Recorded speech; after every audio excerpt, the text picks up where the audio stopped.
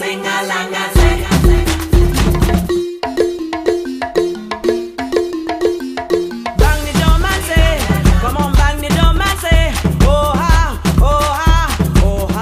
les amis, je suis très heureuse de vous retrouver pour cette 11e vidéo des Vlogmas de septembre. Donc voilà, dans cette vidéo, peut-être vous n'avez pas suivi la vidéo d'hier.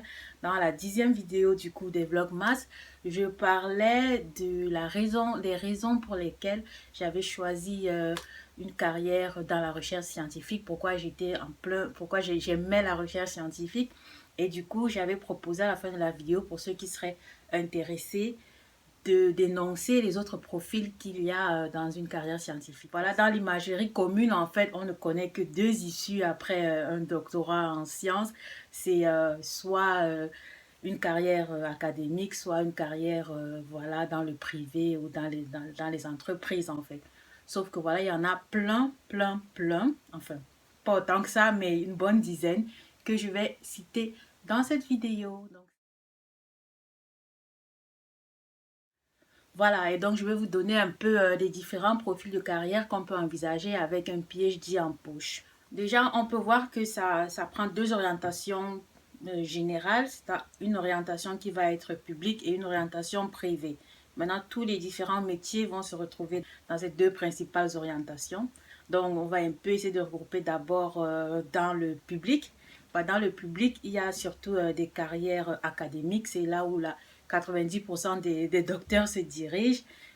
Après avoir un PhD, la plupart essayent justement de se faire recruter dans l'université ou alors dans une des universités nationales, voilà, dans le pays où ils ont obtenu leur PhD.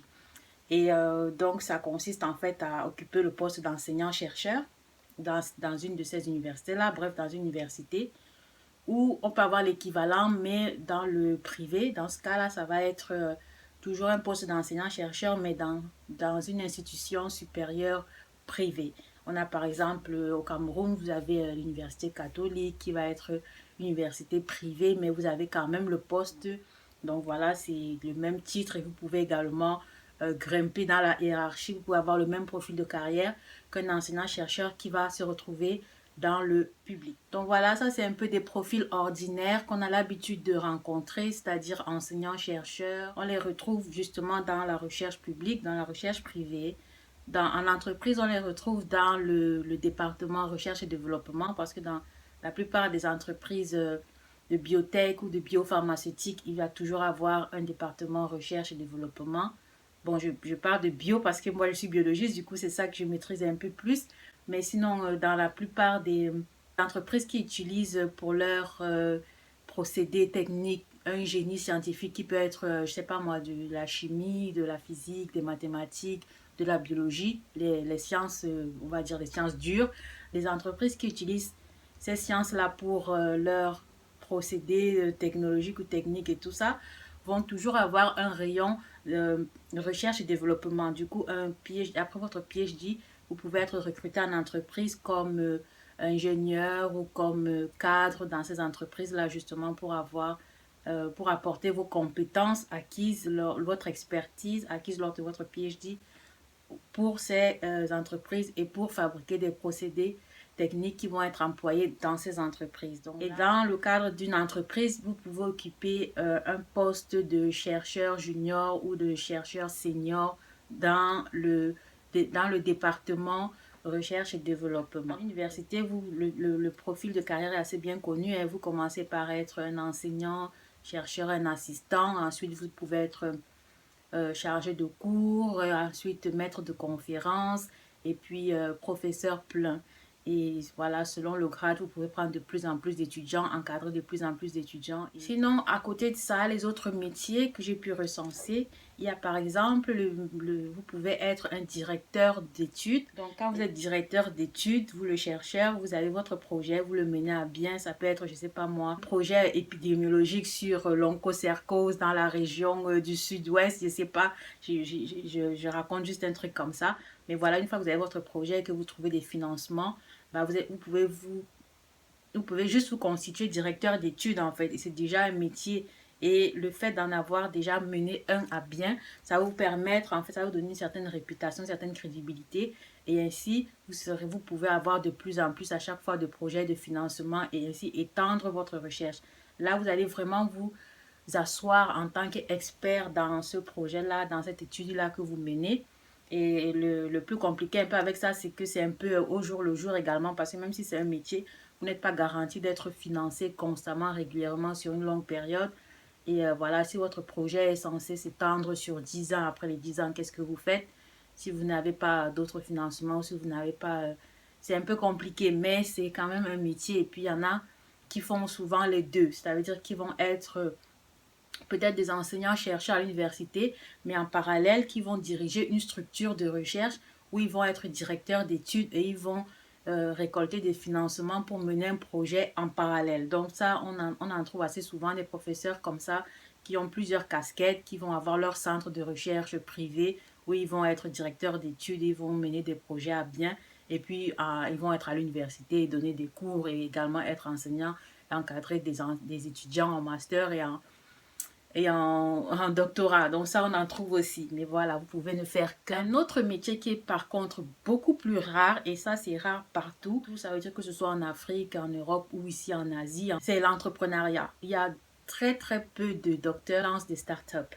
Ça, c'est partout sur l'étendue du territoire mondial, que ce soit en Asie, en Afrique ou en Europe. Il y a très peu de docteurs avec leur PhD en poche qui vont se lancer dans l'entrepreneuriat en s'appuyant uniquement sur le résultat de leur recherche. Ça veut dire qu'ils vont transformer les résultats qu'ils auront obtenus de leur recherche et en faire une start-up ou alors en faire le centre d'une entreprise. Il y en a très peu en fait qui pensent à transformer le résultat de leurs travaux en produit ou en centre d'intérêt autour de création d'une start-up.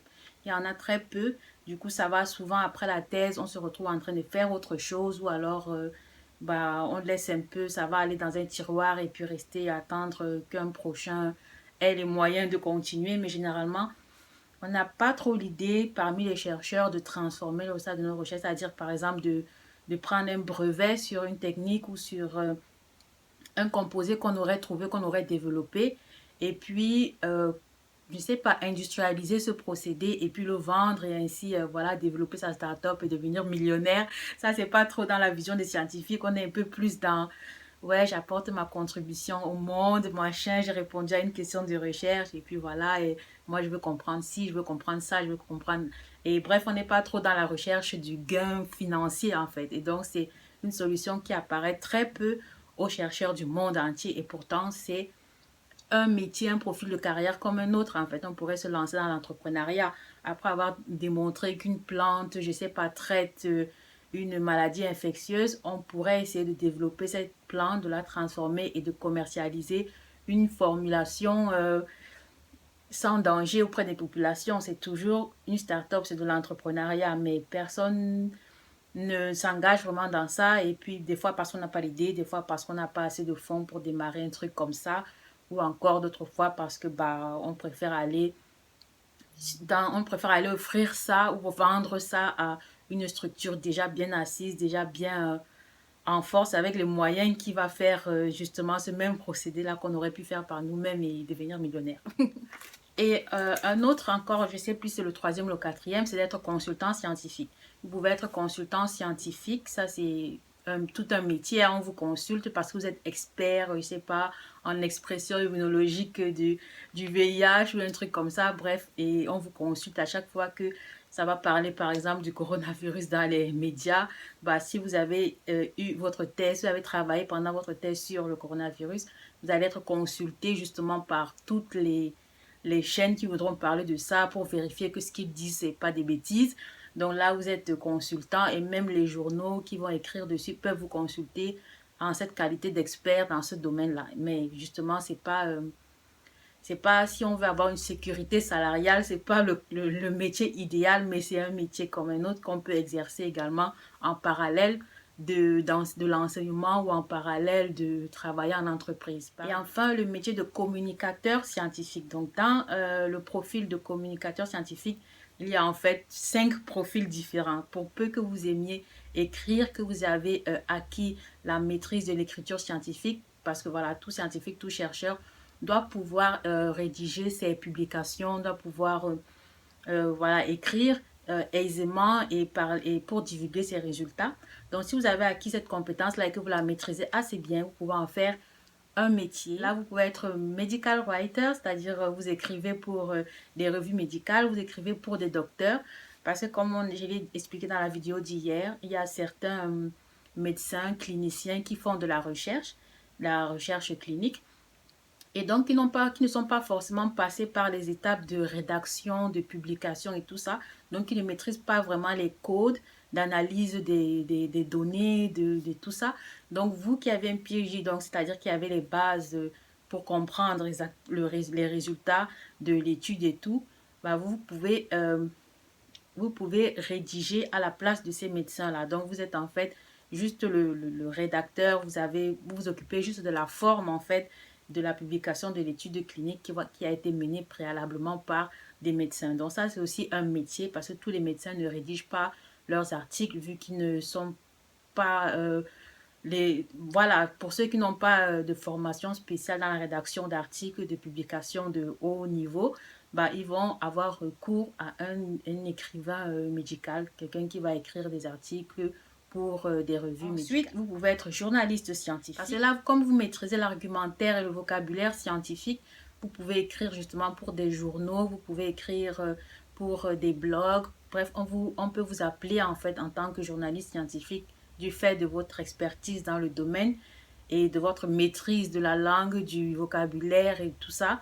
On peut vous appeler justement pour rédiger des articles en tout ce qui va concerner des sujets scientifiques. Si vous êtes biologiste, tout ce qui va concerner des sujets biologiques. Donc ça aussi, c'est un métier.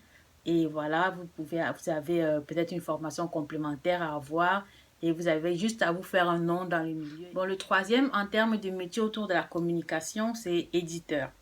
Les éditeurs, en fait, c'est ceux qui créent le lien, le pont entre les auteurs d'articles scientifiques et puis les reviewers, ceux qui corrigent les articles scientifiques.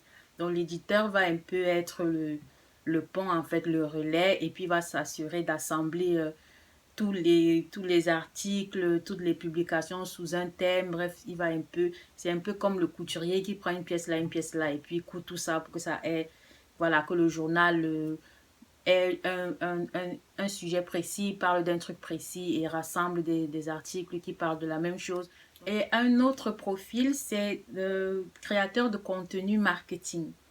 Donc là, c'est un peu comme le journaliste, sauf que vous allez être plus appelé par les biopharma, les biotech pour rédiger justement des accroches en fait, un peu comme des publicités. Donc là, c'est plus pour le marketing, pour la divulgation de l'image, la propagande, si je peux dire comme ça, de l'image de la société ou de l'entreprise qui vous recrute pour rédiger tous les textes qui vont être publiés dans des journaux. Bref, vous allez vous assurer de la communication de certaines entreprises qui font dans la pharmaceutique. Par exemple, si vous êtes si vous êtes du domaine des biologies et de la pharmaceutique et tout ça.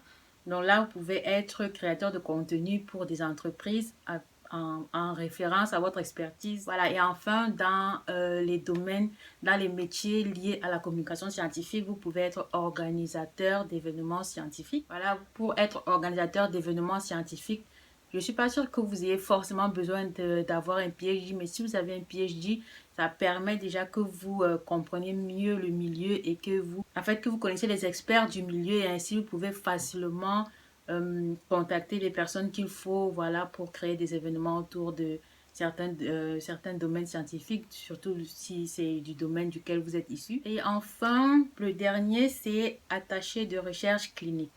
Donc, les attachés de recherche clinique, en fait, c'est après votre PhD, vous pouvez justement travailler en coordination avec des médecins, cliniciens pour conduire des études cliniques.